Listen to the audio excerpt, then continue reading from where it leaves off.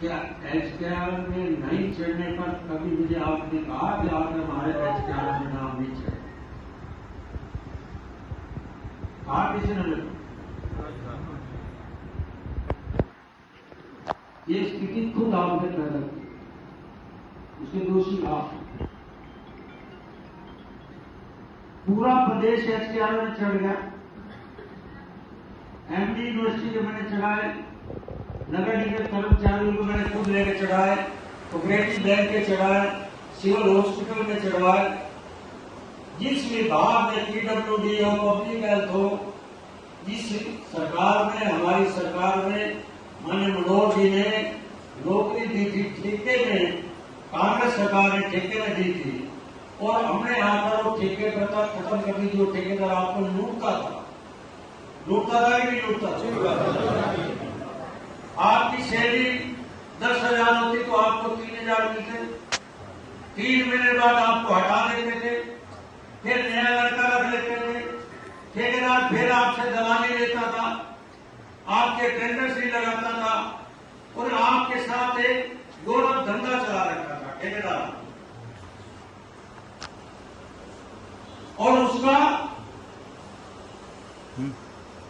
क्योंकि कल्चर कांग्रेस वाला चला हुआ था, कांग्रेस सरकार में जो कल्चर चला हुआ था, वो कल्चर आप जिंदा खुद रखना चाहते हैं कि हम ठेकेदार के साथ ही कुछ ले जाए, ठेकेदार भी हमारी चमड़ी धेड़े, ठेकेदार भी लूट कर अपना अरबपति बन जाए। आप कुछ चुगल में फंसे हुए थे। और मैं कह सकता हूं कड़ी बात, आपके ही कर्मचारी, मैंने कल भी गुरु जी ने वीडियो से आपसे लाइव द्वारा सुनाया गया था, आपके ही कर्मचारी आपकी एचकेआर में नहीं चढ़वाना चाहते। आपको सब मालूम है, रात को पैसे लेते हैं कुछ पीजीआई के डॉक्टरों के साथ बैठकर, कुछ पॉलिटिकल लोगों के साथ बैठकर आपका भविष्य खराब कर रहे हैं। परंतु आप लोगों को समझ नहीं आए।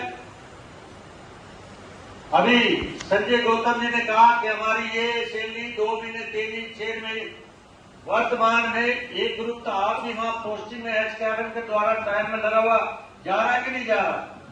जा रहा कि नहीं जा रहा? उनको तनख्वाह मिल रही है कि नहीं मिल रही? उनका भी तो नहीं चढ़े, एचकेआर में उनके भी नाम नहीं चढ़े, तनख्वाह उनको भी मिल रही है। आप ही जाते तनख्वाह आपको भी मिलती। सरकार का एजेंडा साफ है। अपनी सरकार में जो नौकरी ठेके के थ्रू लगी है उसको एचकेआर में हम करेंगे ही करेंगे। उसमें हमने कुछ छांटे थे क्या?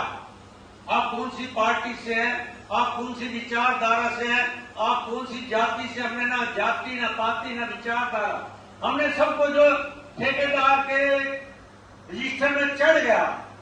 और जब से हमने टाइमिंग मांग लिया उसके बाद आपके एचकेआर सरकार का एजेंडा 100% जो मनोहर जी ने वायदा किया था वो पूरा होना था कि नहीं होना था? ये बताओ कि आप क्यों गिरफ्तार कर रहे? क्यों गिरफ्तार पे? वर्तमान में 2 महीने लोग ही आपके साथी कर्मचारी पीजीआई में सेवा दे रहे हैं, उनकी तनख्वाह मिल रही है कि नहीं मिली? अभी संजय गौतम कह रहा है विकलांग है, क्यों गया भाई? लोग नौकरी में जाता उसको तनख्वाह मिलती, अपने पैरे में खुद मार रहे हो। और ठेकेदार चाह रहा है और कुछ अधिकारी चाह रहे हैं कि आपका एचकेआर में ना चढ़े। आप ईमानदारी से बता दो, जब से भारतीय जनता पार्टी की सरकार आई है एक कर्मचारी भी किसी डिपार्टमेंट से निकाला? कोई 11 साल हो गए, बता दो किसी कर्मचारी को कच्चा और पक्का किसी को हमने आउट किया हो? बताओ उदाहरण। फिर आपको विश्वास तो करना चाहिए। आपको अपने पे विश्वास नहीं है। हमारी नीयत साफ है, इसलिए हमारी नीयत पे शक मत करो। अपने नेताओं पे शक करो जो आपके कर्मचारी हैं। आप पूछना चाहता जो वाइस चांसलर अनीता सक्सेना की उस समय के एचकेआर की ये पूरे प्रदेश में चल पड़ी थी, आपका पड़ोसी एमडी यूनिवर्सिटी, उस टाइम आपने हड़ताल क्यों नहीं करी? मैं पूछना चाहता हूं, क्यों नहीं करी हड़ताल आपने? क्यों नहीं करी? बताओ ना, बताओ जोर से, क्यों नहीं करी हड़ताल आपने? जैसे शिक्षण है कर देंगे, नेतागिरी तू भी है ना उसी में, मैं कह रहा हूं तू भी उस 5 में नेतागिरी है। इसलिए आप लोगों ने उस समय हड़ताल क्यों नहीं करी? जैसे शिक्षण हटगी उसके बाद आपने हड़ताल चालू कर दी। आप पे नियत में खुद कोर्ट है। ये सरकार एक भी उदाहरण दे दो, हमने दी है, रोजी रोटी कोसी की कोसी नहीं है। गुरु घर में बैठा हूं, हमारी सरकार का एजेंडा ने किसी को रोजी रोटी खोना देना काम है। इसलिए आपके जो नेता हैं उनसे सावधान रहो। ये नेता आपका खिलवाड़ कर रहे हैं। और मैंने उस दिन भी संजय गौतम आया था, ये लड़की भी आई थी, मैंने कहा मेरे पे विश्वास रख लो, आप हड़ताल छोड़ दो, एचकेआर में आपकी 100% चढ़ा के दूंगा।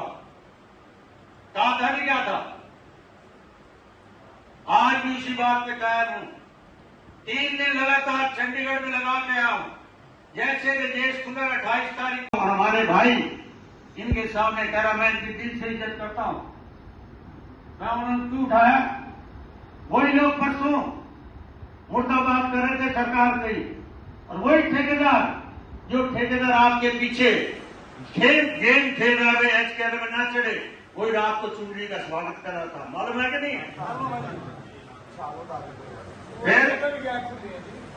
फिर इतने दिन नौकरी रखो आप लोग।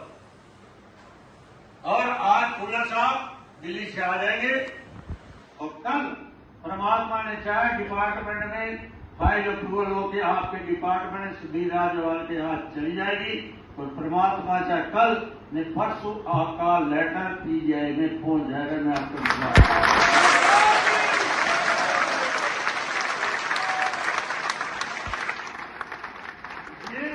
अपना काम करो, राजनीति मत करो। राजनीति में घर बार का नुकसान होगा। राजनीति करनी है तो कुर्सी जमा डालो मेरे घर, हमारा कुछ नहीं बिगड़ता।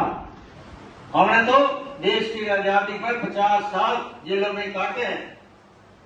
हमने तो राजनीतिक कोरी कर हमने सोचे नहीं कि सत्ता आएगी, परंतु सत्ता आई है तो आपके लिए सेवा करने के लिए आई, आपको खराब करने के लिए हम नहीं आए। हमारा काम है सेवा करना।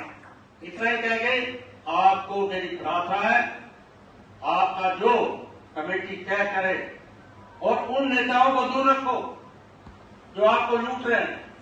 अगर उनको नजदीक ला दिया तो मैं बात नहीं करूंगा उनको, मैंने स्पष्ट गुरु जी को कह दिया।